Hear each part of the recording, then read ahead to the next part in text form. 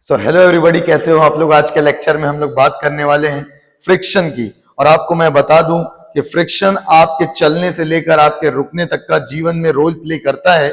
जी हाँ, मगर हम लोग को समझ में आता है कि फ्रिक्शन का मतलब विरोध। फिजिक्स में बिल्कुल ऐसा नहीं है। तो कैसा रोल है फिजिक्स के अंदर फ्रिक्शन का, समझते हैं। लगा लीजिए शगुन की हेडिंग, फ्रिक्शन। क्या चीज बेटा? फ्रिक्शन। फ्रिक्शन जानलेवा है। फ्रिक्शन की बात करना शुरू करूं कि फ्रिक्शन क्या है, तो मैं कुछ पॉइंट समझता हूं।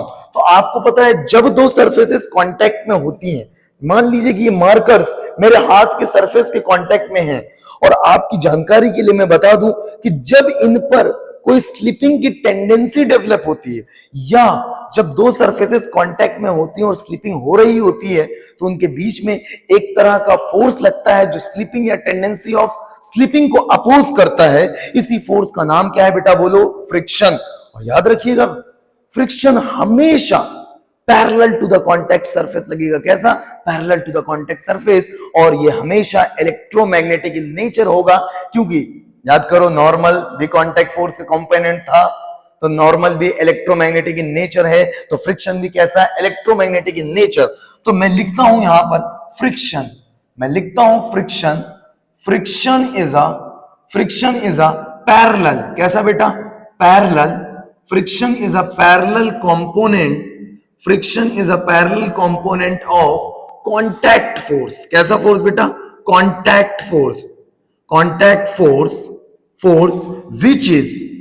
which is electromagnetic in nature.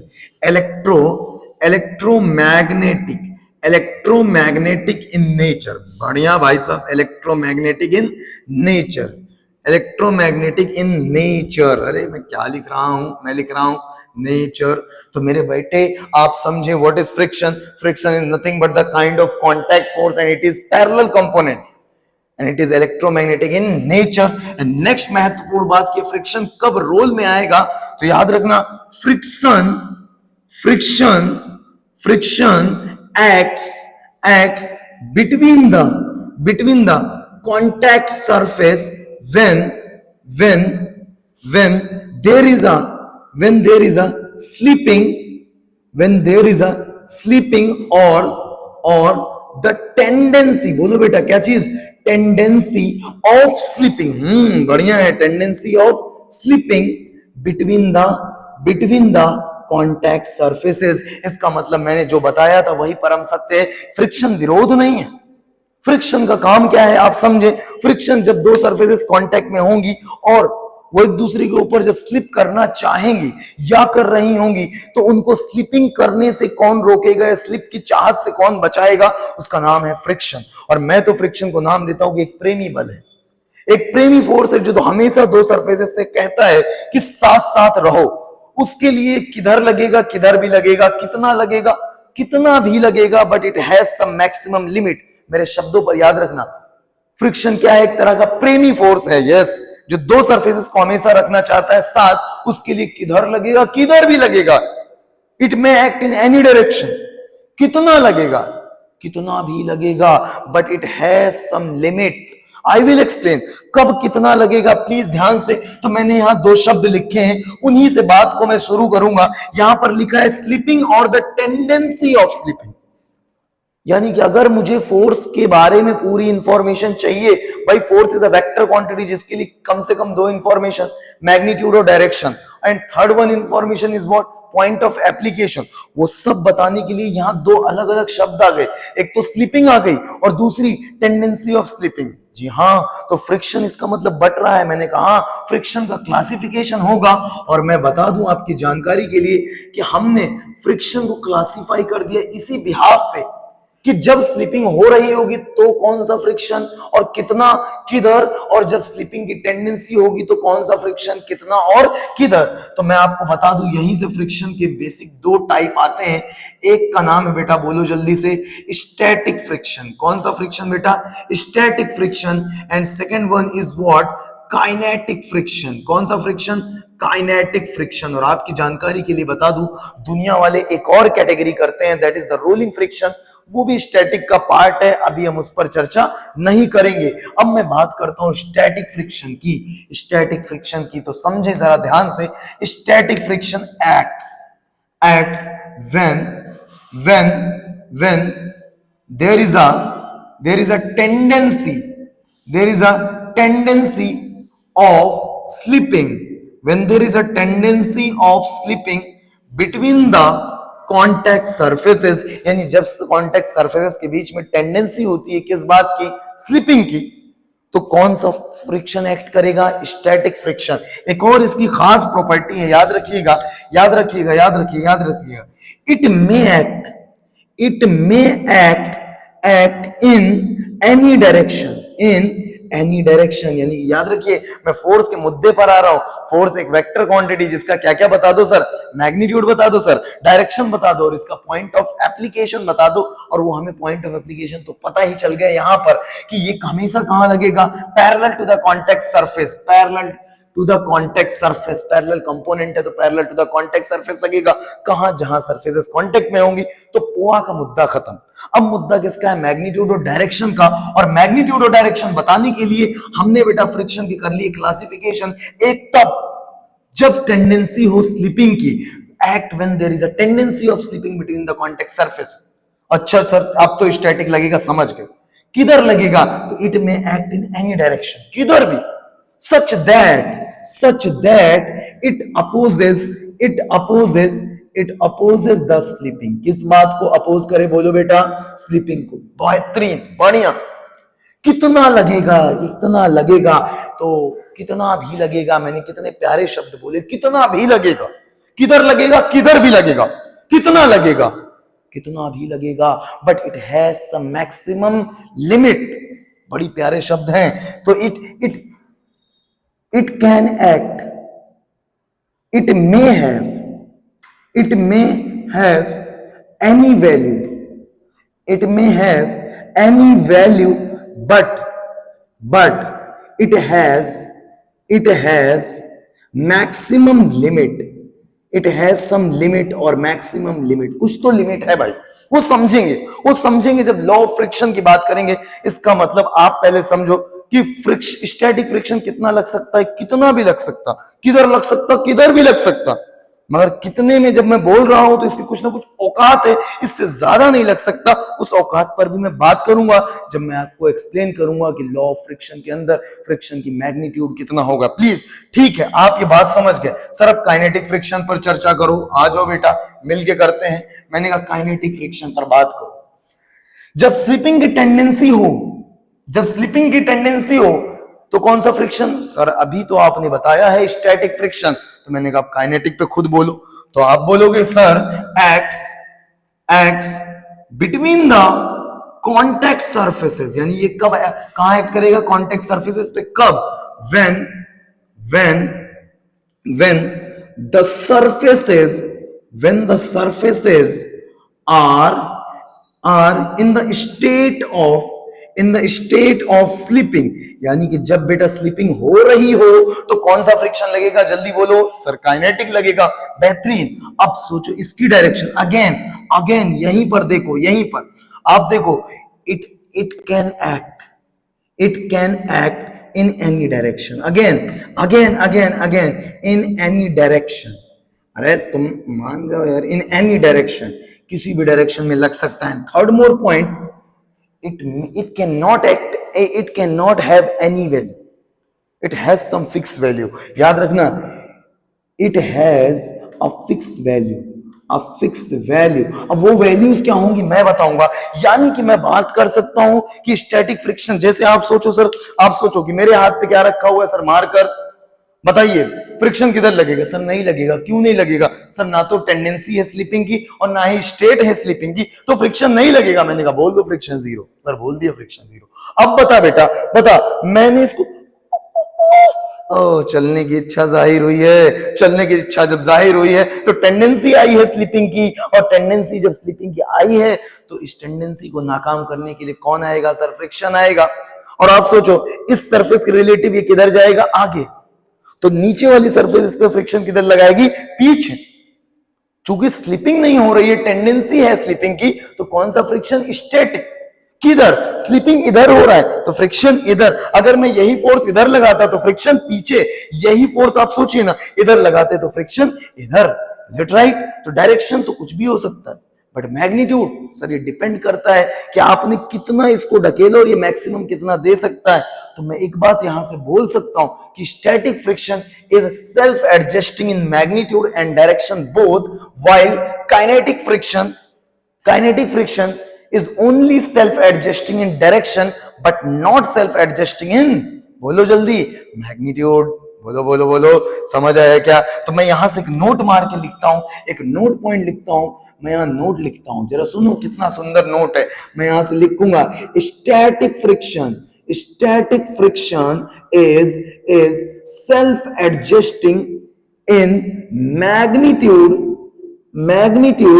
and direction both,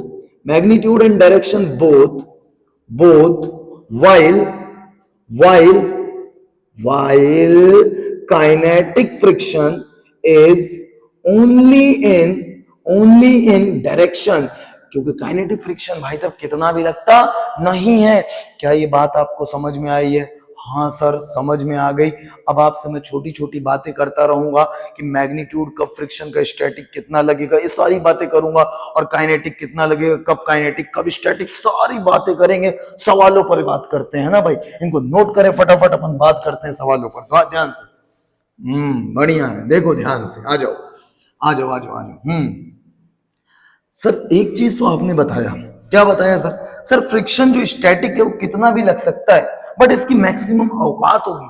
कितनी औकात होगी? That we have to understand. Sir kinetic friction की फिक्स वैल्यू होगी, तो कितनी वैल्यू होगी वो हमें बताओ। तो मैंने कहा यार मैं तुमसे बात कर रहा हूं एक सुंदर से आर्टिकल की, that is the law of friction. किसकी जल्दी बोलो, लॉ ऑफ फ्रिक्शन की। हाँ लॉ ऑफ फ्रिक्शन समझते हैं, मिलके समझते हैं लॉ ऑफ फ्रिक्शन। देखो लॉ ऑफ फ्रिक्शन समझते हैं, बस 1 मिनट सफाई अभियान चला दूं मैं।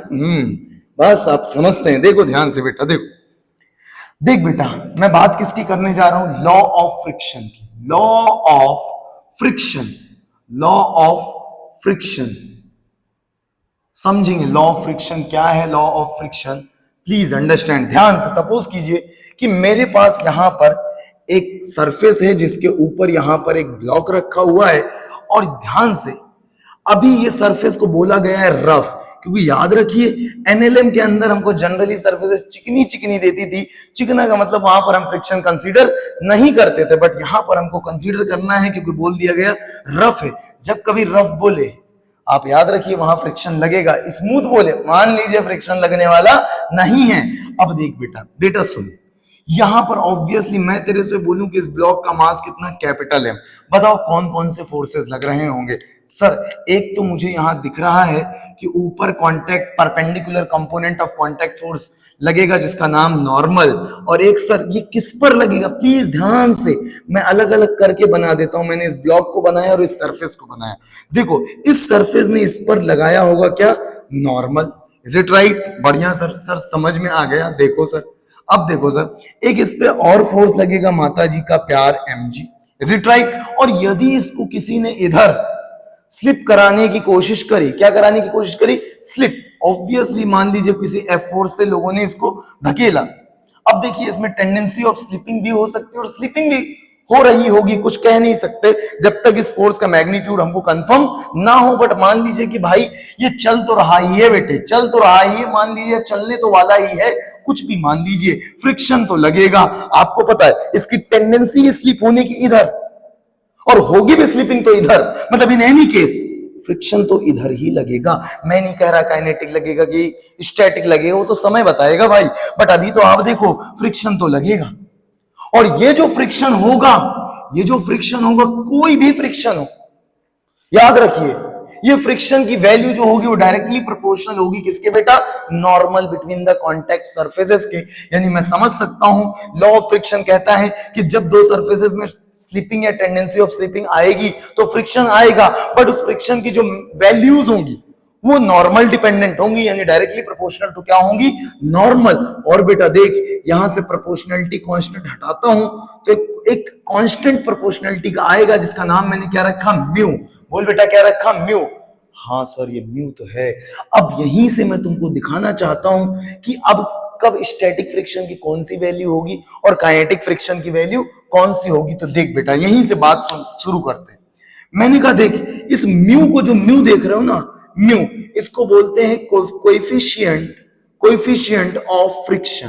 क्या बोलते हैं जल्दी बोलो? Coefficient of friction. और याद रखना, चूंकि अगर इस कोएफिशिएंट ऑफ फ्रिक्शन को देखोगे तो नॉर्मल भी फोर्स है, इसकी यूनिट न्यूटन, फ्रिक्शन भी फोर्स है, इसकी यूनिट न्यूटन, न्यूटन से न्यूटन बेटा कैंसिल, तो ये एक तरह का यूनिटलेस क्वांटिटी है, मतलब डायमेंशनलेस होगा। कोएफिशिएंट ऑफ फ्रिक्शन एक तरह का कांस्टेंट होगा which depends on the nature. किस पे डिपेंड करता है? which depends on the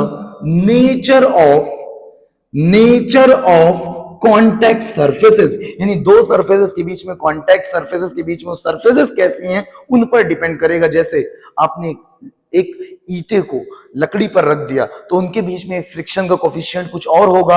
आपने उसी ईंटे को यदि आप उठा के किसी दूसरे ईंटे पे रख दोगे तो वो कोफिशिएंट ऑफ स्टैटिक फ्रिक्शन कुछ और होगा, लोहे पे रख दोगे तो कुछ और होगा। मतलब कॉन्टैक्ट सरफेसेस की नेचर बदलोगे तो कोफिशिएंट ऑफ स्टैटिक फ्रिक्शन बदल जाएगा।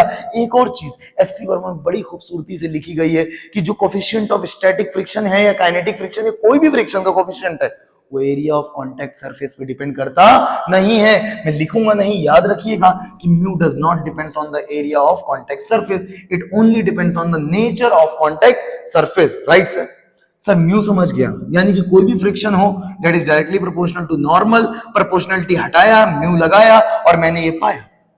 अब यहीं पर कब काइनेटिक फ्रिक्शन की वैल्यू बनेगी, कब स्टैटिक फ्रिक्शन की वैल्यू बनेगी, तो याद रखिएगा इफ अगर मैं इस म्यू को क्या असाइन कर दूं, म्यू के, क्या असाइन कर दूं? म्यू के, तो यहां पर जो फ्रिक्शन लिखा जाएगा वो लिखा जाएगा एफ के, and F K is equal to क्या आया? Mu K into N. क्या आया बेटा? Mu K into N, and this F K is called kinetic friction. क्या कहलाएगा? Kinetic friction. और ये म्यू के क्या कहलाएगा? Coefficient of kinetic friction, coefficient of kinetic friction. इसका मतलब मेरे बेटे मुझे समझ आया कि काइनेट, जब दो बॉडी सरफेसेस के बीच में स्लिपिंग हो रही होगी तो कौन सा friction? Sir kinetic friction. Sir किधर लगेगा? किधर भी लगेगा, इट अपोजेस व्हाट? स्लिपिंग। कितना लगेगा? Mu K into N, mu K into N. Mu K क्या है बेटा? सुन, म्यू के क्या है? Coefficient of kinetic friction. Unitless है, डायमेंशनलेस है, सिर्फ नेचर पे डिपेंड करेगा। किसकी? जो दो सरफेसेस आपस में है कांटेक्ट में। अरे बोलो, अरे सर आ गया। यहां पर देखो, अगर याद रखना, if mu is assign by mu S, mu को मैंने कितना असाइन कर दिया? Mu S. तो याद रखना यहां पर ये जो एफ होगा, दिस इज कॉल्ड लिमिटिंग और मैक्सिमम, लिमिटिंग और F maximum of static friction, and it is what? Mu S into N. क्यों सर इसको लिमिटिंग या मैक्सिमम क्यों बोला? क्योंकि मैंने कहा था कि जब दो सरफेसेस के बीच में टेंडेंसी ऑफ स्लिपिंग होगी तो फ्रिक्शन कौन सा? Sir static. किधर लगेगा? किधर भी लगेगा। कितना लगेगा? कितना भी लगेगा, but it has some maximum value, और वो मैक्सिमम वैल्यू को हम लोग क्या बोलते हैं? लिमिट ऑफ फ्रिक्शन या मैक्सिमम वैल्यू ऑफ फ्रिक्शन। इसका मतलब हमेशा एक नोट पॉइंट हम यहां पर समझ चुके हैं, एक नोट पॉइंट समझ चुके हैं कि static friction acts according to its requirement, हमेशा कितना लगेगा? according to its requirement, but less than or equal to its limiting value, less than or equal to its limit। मतलब जो स्टैटिक फ्रिक्शन होगा वो हमेशा रिक्वायरमेंट की बराबर लगेगा, और रिक्वायरमेंट सिचुएशन डिसाइड करेगी, और वो रिक्वायरमेंट हमेशा या तो जीरो, भाई कुछ है ही नहीं तो जीरो की रिक्वायरमेंट होगी। मान लीजिए ये दो सरफेसेस आपस में कांटेक्ट में है और इधर कोई स्लिपिंग नहीं हो रही, तो फ्रिक्शन कितना? कौन सा? सर स्लिपिंग नहीं हो रही तो सर स्टैटिक लगा दे, जीरो लगा दे। समझ में आ रहा है क्या? तो स्टैटिक फ्रिक्शन हमेशा लगेगा रिक्वायरमेंट, और वो रिक्वायरमेंट या तो जीरो या जीरो से ज्यादा, और मैक्सिमम कितना सर, लिमिटिंग से कम या लिमिटिंग के बराबर, यानी मैक्सिमम ये रिक्वायरमेंट जो है वो मैक्सिमम कितनी हो सकती है, इक्वल टू लिमिटिंग फ्रिक्शन के। अरे बोलो सर, आज क्लियर हुआ, आज क्लियर हुआ कि जब कभी काइनेटिक फ्रिक्शन आएगा तो उसकी वैल्यू फिक्स होगी सर, कितना, mu K into N, mu K into N. Sir जब कभी स्टैटिक फ्रिक्शन आएगा ना तो उसकी वैल्यू फिक्स नहीं होगी सर, ना तो डायरेक्शन फिक्स होगी ना वैल्यू फिक्स होगी सर आपको पता है डायरेक्शन किधर भी, वैल्यू कितना भी, लेकिन कितना का मतलब रिक्वायरमेंट, और वो रिक्वायरमेंट हमेशा मैक्सिमम यानी म्यू इंटू एन से क्या होना चाहिए, कम। इस लिमिट को याद रखिए, म्यू एस इंटू एन के बराबर होना चाहिए ये लिमिटिंग वैल्यू। कुछ समझ आया? हाँ सर, अब थोड़ा थोड़ा फ्रिक्शन में इतनी बातें करने के बाद कुछ समझ आया सर, लेकिन अभी भी ये नहीं समझ आया कि कब स्टैटिक बोलेंगे और कब काइनेटिक बोलेंगे। ये तो आपने बता दिया ना सर कि स्टैटिक है काइनेटिक है, फिर यहां पर आपने कहा म्यू म्यू के हो जाए, म्यू म्यू एस हो जाए, और इस म्यू एस को क्या बोलते हैं अभी बताओ सर? इसको बोलते हैं कोएफिशिएंट ऑफ स्टैटिक फ्रिक्शन। कौन सा फ्रिक्शन? स्टैटिक फ्रिक्शन का कोएफिशिएंट। इसको क्या बोलते हैं? It is the limiting value और maximum value, it is the maximum value of static friction. Is it right? हाँ सर, ये तो समझ आया सर, लेकिन कब, कितना, किधर, कुछ और क्लैरिटी तो नहीं है सर। मैंने कहा रुको रुको रुको रुको रुको, थोड़ा सा तुम्हें मैं बता दूं, थोड़ी सी जानकारी तुम्हें दे दूं। If there is not a different data in the question, अगर क्वेश्चन में अलग अलग म्यू एस और म्यू के नहीं दिए तब क्या करेंगे, या फिर हमको कैसे पता चलेगा कि म्यू के कहां से आया और म्यू एस कहां से आया? तो दरअसल इन सब के पीछे एक बड़ी कहानी है, एक बड़ी कहानी। लेकिन याद रखिए, if nothing is given, if nothing is given in the question, nothing is given, then mu S को किसके बराबर ले लीजिए, म्यू के, और जो डेटा गिवन है मन करिए उसी को काइनेटिक मानिए, मन करिए उसी को स्टैटिक मानिए। लेकिन अगर गिवन है तो ख्याल रखिए दोनों अलग अलग होंगे। सर अलग अलग कैसे होंगे? आपने यहीं को म्यू म्यू के बोल दिया, यहीं म्यू म्यू एस बोल दिया, ये क्या बकवास है? मैंने कहा रुको, दरअसल होता क्या है इन रियलिटी होता क्या है मैं तुम्हें समझाता हूं। इन रियलिटी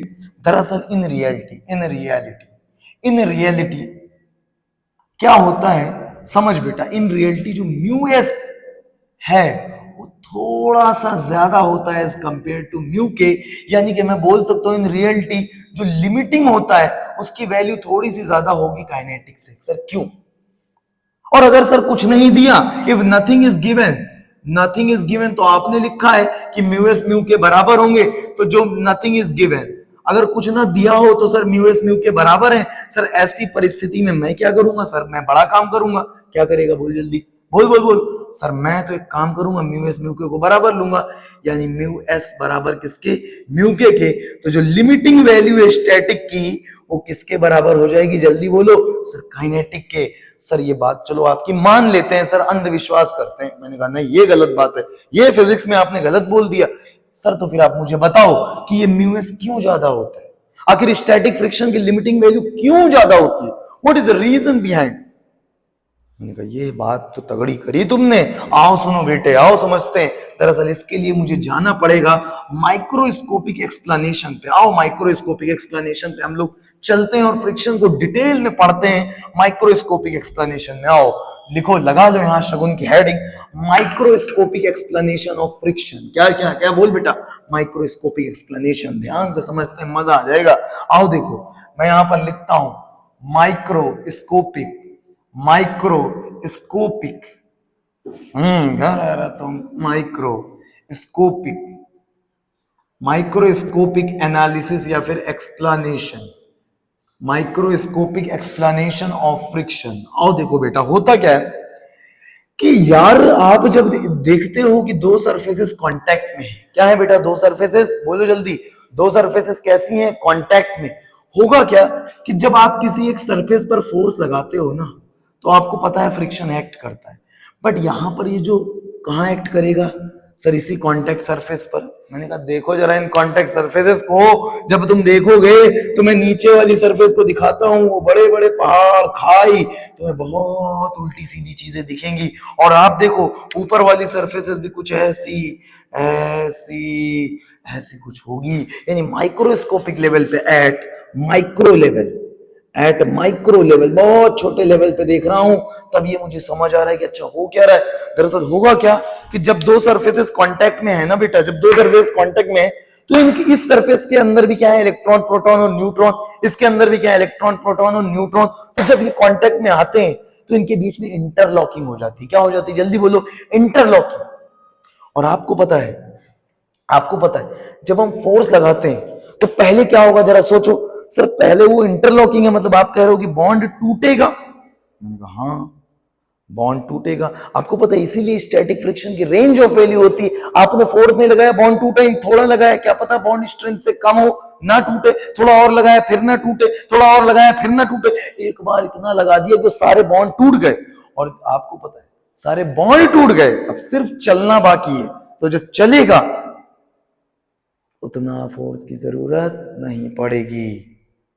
आपको पता है कहावत कही जाती है हमारे शहर, चलती हुई चीजों को चलाना बहुत आसान है एज कंपेयर टू रुकी हुई चीजों के।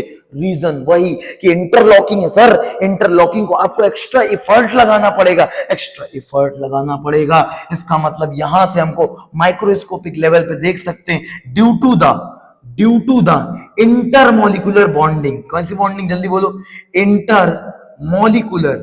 Molecular bonding. यस, बड़ी प्यारी बातें। Due to the intermolecular bonding, जो स्टैटिक फ्रिक्शन है, स्टैटिक फ्रिक्शन की limit is larger than kinetic friction. Is it right? ओ सर ये बात था, मैंने कहा यही वो कारण हमें दिखता है किसमें, म्यूएस में। बट अगर ना दिया हो तो हम तो गरीब आदमी, हम तो कहेंगे हर हर महादेव, चलने दो भाई साहब, चलने दो। क्या ये बात समझ में आई है? सर हाँ सर अब समझ में आई। सर अभी मुझे क्या क्या पकड़ में आया है, 2 मिनट में मैं हैंड ओवर करता हूं आपके सारी बातें।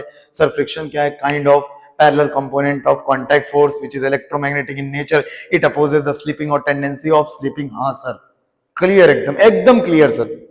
ओहो, तो यहां पर दो बातें आ रही थी। हाँ सर, वो टेंडेंसी ऑफ स्लिपिंग और स्लिपिंग, इसी के बिहाफ पे हमने फ्रिक्शन को बांटा और स्टैटिक और काइनेटिक पाया, रोलिंग को भी स्टैटिक में फॉल कराया।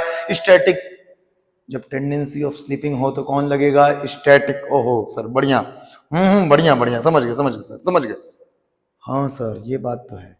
सर एक बात आप मुझे बताओ, कितना लगेगा? मैंने कहा कितना भी लगेगा but it has some maximum limit, और वो मैक्सिमम लिमिट आज आप समझ गए हो किसके बराबर, म्यू एस इंटू एन के बराबर। यानी स्टैटिक फ्रिक्शन हमेशा 0 या म्यू एस इंटू एन के बीच में ही कुछ लगेगा। कितना लगेगा वो रिक्वायरमेंट डिसाइड करेगी। सर काइनेटिक पे बात करो, जब स्लिपिंग हो रही होगी तो कौन सा फ्रिक्शन बेटा, जल्दी बोल, अरे बोल दो यार, कौन सा फ्रिक्शन? Sir kinetic friction. कितना सर? कितना नहीं, फिक्स है, म्यू के इंटू एन। किधर भी, यानी स्टैटिक फ्रिक्शन सेल्फ एडजस्टिंग है, मैग्नीट्यूड डायरेक्शन दोनों में, जबकि kinetic friction self adjusting only in direction but not in magnitude. Is it right? ओहो सर ये बात थी, याद रखिए स्टैटिक फ्रिक्शन और काइनेटिक फ्रिक्शन के लिमिट में, काइनेटिक फ्रिक्शन और स्टैटिक फ्रिक्शन की लिमिट में जो फर्क आता है वो उनके कोफिशिएंट से आता है। नहीं कुछ दिया तो हम दोनों को बराबर मानेंगे। सर फर्क क्यों आता है, उसका रीजन है इंटरमोलिकुलर बॉन्डिंग। समझ आया? अब यहाँ पर छोटे छोटे सवाल हम करना शुरू करेंगे, छोटे छोटे सवालों पर हम इधर ही से फोकस करना शुरू करेंगे। आओ बताओ, आओ मैंने एग्जाम्पल लेना शुरू किया डायरेक्शन ऑफ फ्रिक्शन के लेकर। किस पर? Direction of friction. हाँ भाई देखो, मैंने एक ब्लॉक लिया और इस सरफेस पे रखा, मैंने कहा बताओ फ्रिक्शन किधर लगेगा। सर हाँ कुछ भी नहीं है, तो यहाँ फ्रिक्शन कितना, 0, क्योंकि ना ही स्लीपिंग है ना ही टेंडेंसी ऑफ स्लीपिंग है। अब आप देखो, लेकिन अगर मैं यहां पर आपसे बात करूं कि इधर मैंने एफ फोर्स लगाया, और इस एफ के लिए मैंने बोला स्मॉल है मतलब स्लीपिंग नहीं होगी। ओहो ये बात है सर, ये बात है। तो मैं दोनों को अलग करता हूं और आप देखो सर, इस पर फोर्स इधर लगाया तो टेंडेंसी डेवलप इधर होगी, तो ये वाली सरफेस इसको जाने से रोकेगी। This is friction on the block applied by the surface. तो आप देखो एक्शन रिएक्शन पेयर जिंदाबाद है। इस सरफेस ने इस पे फ्रिक्शन इधर लगाया, तो ये सरफेस भी इस पे फ्रिक्शन इधर लगाएगी।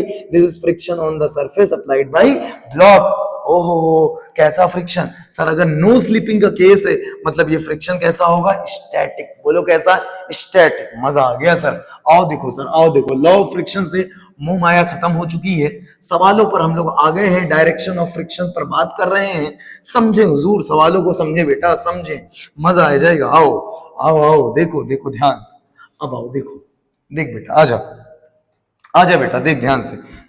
मैंने तेरे से कहा बेटा देख, इधर देख, इधर देख, यहां पर एक वेलोसिटी दे दी गई है 10 मीटर पर सेकेंड और इसको बोला गया है रफ। क्या बोला गया, रफ। मैंने कहा फ्रिक्शन, आधी जनता बोलती है सर जीरो। मैंने कहा क्यों सर, कोई फोर्स नहीं लग रहा। अरे भाई मैंने कब बोला था कि फोर्स लगेगा तब फ्रिक्शन लगेगा, मैंने तो बोला था friction is opposes what, sleeping और टेंडेंसी ऑफ स्लीपिंग। यहां पर वेलोसिटी है, मतलब आप देखोगे कि इस सरफेस के लिए ये ब्लॉक आगे जा रहा है, इस ब्लॉक को आगे जा रहा है और आगे जाने से रोक रहा होगा कौन, फ्रिक्शन। और ये है friction on the block applied by the surface. और ये कैसा है बेटा, काइनेटिक। कैसा है, काइनेटिक। इस सरफेस पे भी इधर लगेगा क्या, फ्रिक्शन, एक्शन रिएक्शन। याद करिए, action reaction, friction on the surface applied by the block. Is it clear to everyone? हाँ सर, यहाँ पर काइनेटिक लगेगा, यहाँ पर चूंकि ये स्मॉल है मतलब स्लिपिंग नहीं हो रही होगी, तो कैसा, स्टैटिक। जल्दी बोलो कैसा, स्टैटिक। अच्छा सर, और कोई एग्जांपल सर? अरे बहुत है बेटा, बहुत है, बहुत है, मजा आ जाएगा। इधर देखो ध्यान से, आओ देखो इधर ध्यान से, देख बेटा, यहां पर फिर से मेरे पास एक ब्लॉक और इधर मैंने लगाया 10,000 न्यूटन का फोर्स। देखो इतना फोर्स तुम गिन नहीं पाओगे, इस नंबर को देखो ध्यान से, और लगा लो 0 0 0 0, 10-20 पीढ़ी चले जाओ, और इधर आया 1 मीटर पर सेकेंड। बताओ फ्रिक्शन किधर, अगर ये सरफेस रफ है तो फ्रिक्शन किधर, बताओ फ्रिक्शन किधर। अरे सर, सर फोर्स इधर लग रहा है तो फ्रिक्शन इधर लगा दो। अरे बेटा फिर वही बात तुम कर रहे हो, मैंने बोला था फोर्स और छोड़ो, फोर्स और छोड़ो, फोकस किस पे करो बेटा, सर स्लीपिंग पे। और याद रखना मैंने बोला है, चलना is always decided by velocity. Force की वजह से आता है एक्सेलरेशन, जो वेलोसिटी में करता है चेंज, बट चलेगा किधर, it is always decided by velocity. तो आपको पता है इसकी वेलोसिटी इधर है और वेलोसिटी इधर है तो स्लीपिंग इधर होगी, ये होगी स्लीपिंग की डायरेक्शन। और आपको पता है इसकी वजह से फ्रिक्शन इधर लगेगा, और ये फ्रिक्शन है ब्लॉक पर, किसने लगाया, सरफेस ने। कैसा फ्रिक्शन, काइनेटिक।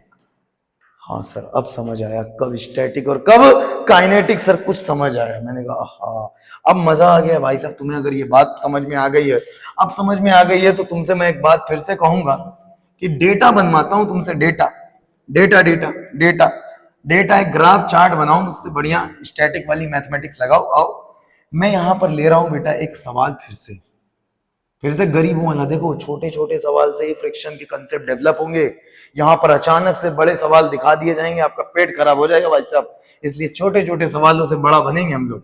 हाँ गरीब आदमी है। देखिए ध्यान से, ये रहा बेटा एक ब्लॉक। क्या रहा, जल्दी बोलो, ब्लॉक। अच्छा सर ये ब्लॉक रहा, इस पर कोई फोर्स लग रहा है क्या? मैंने कहा बढ़िया है, यहाँ लग रहा है force F equal to T. बोलो जल्दी, F इक्वल टू टी। और सर यहाँ देखो, यहाँ स्टैटिक फ्रिक्शन का कोफिशिएंट दे रखा है 0.5 और काइनेटिक फ्रिक्शन का कोफिशिएंट दे रखा है 0.4। याद रखिएगा बेटा, क्वेश्चन में कभी ऐसा नहीं होगा कि काइनेटिक फ्रिक्शन का कोफिशिएंट ज्यादा दे दे, ऐसा कभी नहीं होगा। इसका मास कितना दे रखा है सर, 10 kg। बहुत बढ़िया सर, 10 kg। सर एक काम करूं मैं, आपको अपनी अकलमंदी बताऊं, मैंने न्यूटन लॉ पढ़ रखा है सर। मैं नॉर्मल को तुरंत लिखूंगा mg के बराबर, मतलब नॉर्मल कितना, 100 न्यूटन। कितना बेटा, 100 न्यूटन। मजा आ गया सर।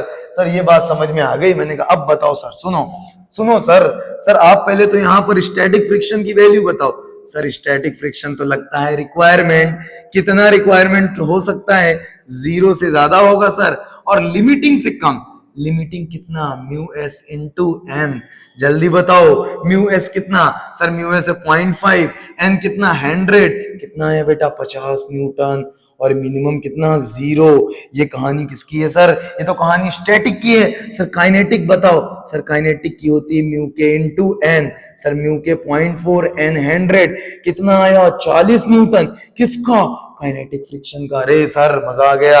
मैंने कहा मजा मत लो भाई, एक डेटा पाए, एक चार्ट तुमसे बनवाऊंगा। आओ सुनो, चार्ट की बात करते हैं, चार्ट की बात करते हैं, मगर बात से वो बात याद रहे कि static friction is self adjusting in direction as well as in magnitude. किधर लगेगा, किधर भी लगेगा, कितना लगेगा, कितना भी लगेगा, but it has some maximum limit. क्या मेरी आवाज बहुत तेज हो रही?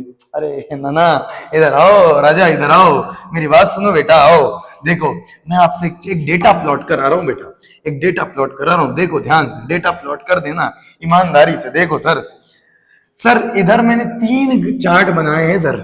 सर इधर तो मैंने लिया टाइम, हाँ ऑब्वियसली यहां पर टाइम लिया, यूनिट वही है सेकंड, ऑब्वियसली यहां भी सेकंड चल रहा है, टाइम क्या, फोर्स की न्यूटन में, सब कुछ बढ़िया है। यहां पर ये अप्लाइड फोर्स है। कौन सा फोर्स है भाई? Applied force. बहुत बढ़िया सर। और यहां पर मैं लिखूंगा फ्रिक्शन, और यहां पर पूछूंगा मैं नेचर। क्या पूछूंगा? नेचर। अच्छा सर इतनी बातें करोगे? मैंने कहा बिल्कुल यार, इतना तो लाजमी है सर। अब सर इसको देखो सर, सर इसको देखो सर, ये देखो मैं उस ब्लॉक की फ्री बॉडी डायग्राम बनाता हूं तो इधर लगा फोर्स जो कि टाइम के साथ वेरिंग है सर, ऊपर लगा नॉर्मल, नीचे लगा mg कितना 100, इधर लगा फ्रिक्शन कौन सा? अरे यही तो बताना है भाई। अब मैं आपसे पूछता हूं, समय 0 पर आप बात कीजिए। सर जब समय 0 तो फोर्स कितना? सर जी 0। समय 0 तो फोर्स, सर 0 कैसे? t इक्वल टू 0 पुट करो बेटा। अरे ये तो गरीबों वाली बात है भाई, एडवांस की तैयारी कर रहे हो, कुछ तो समझो। समय 0 तो फोर्स 0, फोर्स 0 तो अप्लाइड फोर्स मेरे भाई 0 लिखना पड़ेगा। सर जब फोर्स 0 तो स्लीपिंग किधर? अरे चचा फोर्स 0, अप्लाइड फोर्स 0, ना तो टेंडेंसी है ना स्लीपिंग है, कुछ नहीं है सर, तो फ्रिक्शन भी 0। अब 0 वाला भी किस कैटेगरी में जाता है? ऑब्वियसली हम कह तो कुछ नहीं सकते, बट चूंकि यहाँ इक्वालिटी लगी हुई है तो हम स्टैटिक बोल सकते हैं। बट अभी होल्ड करो, डैश करो, मैं तो तुम्हें बता दिया, होल्ड करो, इसके अकॉर्डिंग मैथमेटिकली तो बोल सकते हैं। फिर से आ गया सर, समय हुआ 5 न्यूटन, 5 सेकंड समय हुआ, अप्लाइड फोर्स सर 5 न्यूटन। कैसे? पुट कीजिए, पुट कीजिए, चेक कीजिए, समय की वैल्यू 5 डालेंगे, एफ की वैल्यू 5। बट सर आप देखो जब 5 न्यूटन है तो क्या आया? टेंडेंसी। कितना फोर्स लग रहा है सर? 5। सर 5। फ्रिक्शन कितना? किसी ने कहा सर 50, स्टैटिक है तो 50। मैंने कहा भाई 5 इधर 50 इधर, भाग ना जाएगा? फ्रिक्शन तो स्लीपिंग को अपोज करता है भाई, समझ रहे हो बेटा? फ्रिक्शन तो स्लीपिंग को अपोज करता है, तो अगर वो 5 तो इसको रोकने के लिए फ्रिक्शन भी कितना लगेगा? 5। इसका मतलब आप देखो ना, अभी लिमिट को नहीं पहुंचा, यानी कि अप्लाइड फोर्स 5, फ्रिक्शन भी 5। नेचर कैसी बेटा? Sir static. नेचर कैसा बोलो जल्दी? स्टैटिक। सर टाइम भी था 10, फ्रिक्शन अप्लाइड फोर्स 10, फ्रिक्शन कितना लग सकता है? सर देखो ना सर, लगेगा तो रिक्वायरमेंट, क्योंकि अभी टेंडेंसी आई है सर। सर लग कितना सकता है? अधिकतम 50। सर लगेगा कितना? सिर्फ 10, क्योंकि अगर 50 लग गया बेटा तो क्या उधर भाग जाएगा? और भागना संभव नहीं है बेटा, याद रखना। अभी भी फ्रिक्शन कैसा? स्टैटिक। सर अभी मैंने फोर्स समय कर दिया 50, अप्लाइड फोर्स 50, अब फ्रिक्शन 50, और इस वक्त लिमिटिंग होगा एंड कैसा होगा जल्दी बोलो? स्टैटिक। ऑब्वियसली लिमिट पर होगा और स्टैटिक होगा। लेकिन जैसे मैंने समय किया 50 प्लस, अप्लाइड फोर्स भी बेटा 50, 50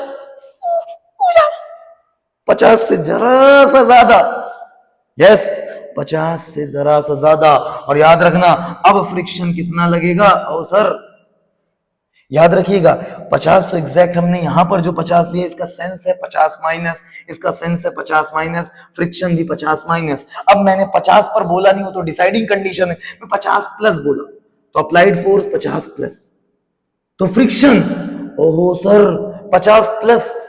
अब सर चल जाएगा, क्योंकि 50 तक ही रोक सकता था, अब तो सर 50 प्लस लग गया, अब चल जाएगा। अब टेंडेंसी स्लीपिंग की नहीं, अब एग्जैक्टली स्लीपिंग हो रही है, और एग्जैक्टली जब स्लीपिंग हो रही है तो फ्रिक्शन लगेगा काइनेटिक, और काइनेटिक फ्रिक्शन की वैल्यू कितनी? 40। ओ सर क्या बात है सर, अब फ्रिक्शन लगेगा काइनेटिक। कुछ समझ आया? अब तुम फोर्स अब समय कर दो 100, अप्लाइड फोर्स 100, फ्रिक्शन अभी भी 40। और कैसा बेटा? काइनेटिक। तुम अब समय करो 1 करोड़, फोर्स लगे हो 1 करोड़, अब भी फ्रिक्शन 40 के। और याद रखिए यहां से यहां तक स्टैटिक। स्टैटिक में देखिए कभी 0, कभी 5, कभी 10, तो कभी कुछ, कभी कुछ। लेकिन यहां पर देखिए आपको समय बढ़ाते जा रहे, फोर्स बढ़ता जा रहा है, बट फ्रिक्शन 40 ही है। इसीलिए तो मैंने बोला था कि kinetic friction is not self adjusting in जल्दी बोलो मैग्नीट्यूड। क्या बात समझ में आ रही है? और यहीं से तुम्हें एक सुंदर कर्व में प्लॉट करके दिखाता हूं, अगर इसको थोड़ा सा सफाई अभियान में चलाऊं। और देखो सुंदर सा एक कर्व मैंने यहां पर एक बात किया, इस एक्सिस पे मैंने लिया बेटा, जल्दी बोलो क्या लिया? सर इस एक्सिस पे मैंने लिया अप्लाइड फोर्स। क्या लिया? Applied force. इस एक्सिस पे मैंने क्या लिया? Friction force. और देखो बेटा, देखो देखो देखो देखो देखो, जब अप्लाइड फोर्स 0 तो फ्रिक्शन भी 0, लेकिन जैसे जैसे अप्लाइड फोर्स बढ़ा उसी प्रोपोर्शन में इस रिलेशन को देखो, उसी प्रोपोर्शन में फ्रिक्शन बढ़ा, और बढ़ते बढ़ते आपको पता है एक मैक्सिमम जोन पे पहुंचा। और उसके बाद अब आप अप्लाइड फोर्स एक वैल्यू से ज्यादा, लिमिट से ज्यादा अगर आपने बढ़ा दिया तो आपको पता है अब फ्रिक्शन लगेगा काइनेटिक, और फ्रिक्शन की वैल्यू बढ़ना बंद। काइनेटिक आप अप्लाइड फोर्स बढ़ाते जाओ बढ़ाते जाओ, फ्रिक्शन ऊपर बढ़ने वाला नहीं है। इसका मतलब मैं आपसे पूछूं ये कौन सा जोन है? सर ये जोन है स्टैटिक जोन। कौन सा जोन? Static reason. और ये कौन सा रीजन सर? सर ये काइनेटिक रीजन। क्या बात समझ में आई? Kinetic reason. क्या बात समझ में आई? हाँ सर, अब जाके फ्रिक्शन पर कुछ कुछ पकड़ बनी है सर, अब जाके कुछ पकड़ बनी है। मैंने कहा यहां तक बात, तुम फ्रिक्शन को पहले एनालाइज करो। एक आध दो छोटे छोटे और सवाल करेंगे हम आपसे, एक आध छोटे छोटे और सवाल करेंगे हम फ्रिक्शन को लेकर, और सवाल करेंगे। आओ तुम फ्रिक्शन पर चर्चा करो मेरे साथ, मिल के फ्रिक्शन पर बात करो बेटो। आओ देखो देखो यहां पर देखिए, यहां पर एक पुली है, और यहां पर एक और पुली है, और इस पुली का कनेक्शन है एक यहां पर ब्लॉक से। वाह सर मजा आ गया सर, मजा आ गया। यस ये देखो यहां पर एक और पुली है, और देखो सर इस यहां पर एक आदमी है, वो आदमी इस रस्सी को खींचना चाह रहा है। इसका मास स्मॉल एम है, इसका मास कैपिटल एम है। आप एग्जांपल देख के याद कर रहे होंगे एच.सी. वर्मा। हाँ एच.सी. वर्मा, ध्यान से देखो ध्यान से। यहां पर देखो बेटा कोफिशिएंट ऑफ स्टैटिक फ्रिक्शन कितना दे रखा है? न्यू। मैं आपसे पूछूंगा find out the find the find the maximum force exerted by the man on the rope यानी आदमी ने रोप पर कितना फोर्स एक्सर्ट करा, that we have to calculate. अब आप सोचो जरा बच्चे, सोचो जरा, सोचो देखो ध्यान से। आप देखो आदमी रस्सी को किधर खींचेगा? नीचे। तो आदमी ने रस्सी पे नीचे लगाया टेंशन, तो रस्सी भी आदमी पे क्या लगाएगी? टेंशन। सर अगर मैं कंबाइनली अगर देखूं सर, आदमी को और रस्सी को, सब आदमी को और ब्लॉक को कंबाइनली सिस्टम मानूं, तो आप देखो कौन कौन से फोर्स। सर इसके हाथ में टेंशन टी लगा, और सर यहां पर एक लगेगा नॉर्मल, और नीचे लगेगा माता जी का प्यार small M plus capital M into G. Is it right? हाँ सर। सर यहां से ही देखो आपको क्या क्या मिलेगा। सर नॉर्मल प्लस टेंशन बराबर small M plus capital M into क्या लिखूंगा सर? जी। सर ये रिलेशन मिला सर। मैंने कहा अब एक चीज और देख बेटा, तू एक और चीज देख, सुंदर सी बात और देख, इन सब गंदगियों को मैं मिटा देता हूं। आ देख बेटा, इस सवाल को फोकस कर, आजा आजा आजा आजा आजा आजा, इस सवाल पर फोकस कर, आजा। देख बेटा, इसकी इस डायरेक्शन में अगर आप फोकस करेंगे ना, तो आप देखोगे सर, इस पूरी को देखो ध्यान से। आप देखो ना सर, यहां पर इधर एक फोर्स आपको पता है, यहां लगा टेंशन, तो यहां भी टेंशन, यहां भी टेंशन, यहां भी टेंशन, यहां भी टेंशन। क्यों ऐसा है? क्योंकि आपको पता है जब भी रस्सी किसी चीज के साथ इंटरेक्ट करती है बेटा, तो कौन सा फोर्स लगता है सर? टेंशन लगता है सर। मैंने लगा दिया टेंशन, और आपको पता है टेंशन की वजह से पूरा सिस्टम इधर जाना चाहेगा, जिसको स्लिपिंग से बचाने वाला कौन? फ्रिक्शन। याद रखिए यहां पर फ्रिक्शन बोला गया है कितना है? 0। समझ में आ रहा है? हाँ सर समझ में आया क्या? समझ में आ गया सर। सर अब आप देखो, अगर ये पूरा सिस्टम स्लिप नहीं कर रहा तो न्यूटन फर्स्ट लॉ के अकॉर्डिंग एक्सेलरेशन जीरो होगा और टेंशन किसके बराबर होगा, फ्रिक्शन के। लेकिन ये फ्रिक्शन कौन सा होगा, स्टैटिक होगा और रिक्वायर्ड होगा। सर ना तो मुझे टेंशन चाहिए ना मुझे रिक्वायरमेंट चाहिए, मुझे चाहिए मैक्सिमम टेंशन। और जब टेंशन मैक्सिमम होगा तो याद रखिएगा जैसे जैसे टेंशन बढ़ेगा रिक्वायरमेंट बढ़ेगी, टेंशन बढ़ेगा रिक्वायरमेंट बढ़ेगी और ये कहां पहुंच जाएगी, लिमिटिंग पर। ओहो सर, इसका मतलब याद रखिए यहाँ पर टेंशन बराबर है रिक्वायरमेंट के और रिक्वायरमेंट हमेशा किसके बराबर होगी, या तो लेस देन या इक्वल टू होगी लिमिट के। तो मैक्सिमम केस में कितना, आप देखो टेंशन या तो लिमिट से कम या बराबर, मैं तुमसे छोटा हूं या तेरे बराबर हूं, तो मैक्सिमम कितना बेटा, सर मेरे बराबर, इसलिए टी मैक्स बराबर क्या लिखा बेटा, एफ लिमिट। अब जरा सोच, टी मैक्सिमम बराबर एफ लिमिट की वैल्यू म्यू इंटू, हाँ बोलो बेटा, mu into N. Sir N की वैल्यू यहां देखो सर एन की वैल्यू यहां देखो sir, small M plus capital M into G, minus का क्या लिखूंगा सर, टी, और ये टी नहीं कौन है, T max. Is it right, हाँ सर टेंशन तो मैक्सिमम हो गया तो टी मैक्स बराबर देख बेटा म्यू, एन की वैल्यू बोल बेटा, सर एन की वैल्यू स्मॉल एम प्लस का कैपिटल एम इंटू जी, ओहो यहां पर, और माइनस का T max. Is it right, हाँ सर इस म्यू को एंट्री मार दीजिए, सर म्यू को एंट्री मारोगे और उसको इधर लाओगे तो 1 प्लस म्यू इंटू, अरे गरीबी फैल रही है, क्या बचेगा बेटा, 1 प्लस म्यू इंटू क्या लिखेगा बेटा, टी मैक्स बराबर क्या लिखेगा, mu capital M plus small M into G. और आप देखो टी मैक्स की वैल्यू कितनी, 1 प्लस म्यू से क्या कर दो बेटा, डिवाइड, 1 प्लस म्यू से क्या कर दे बेटा, डिवाइड। क्या मेरी बात समझ में आ रही है, अरे समझ में आ रहा है, हाँ सर ये था सवाल। देखो ये मैंने एक बेसिक अच्छा सवाल ले लिया आखिरी में, वैसे सीक्वेंस अभी छोटे छोटे बहुत सवाल थे, समय का अभाव है इसलिए मैं बहुत वैरायटी ऑफ सवाल नहीं ले पा रहा हूं, बट आप समझें फ्रिक्शन के बारे में आज क्लैरिटी आई होगी और आपसे उम्मीद करता हूं नेक्स्ट लेक्चर में मिलते हैं। जय हिंद जय भारत।